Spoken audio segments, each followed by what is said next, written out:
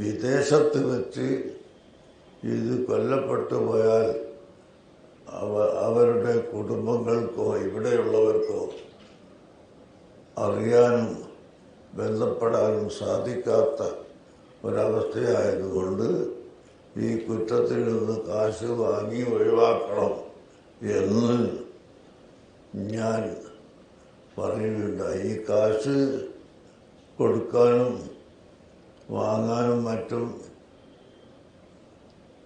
ആരാണ് ഉണ്ടാവുക എന്ന് അന്വേഷിച്ചപ്പോൾ ചാണ്ടിയുമ്മൻ MLA അത് തയ്യാറാണ്, അദ്ദേഹത്തിൻ്റെ മുഖേന പലരും കൊടുക്കാൻ തയ്യാറായിട്ടുണ്ട് എന്ന വിവരം അറിയാൻ സാധിക്കുകയും ചെയ്തു.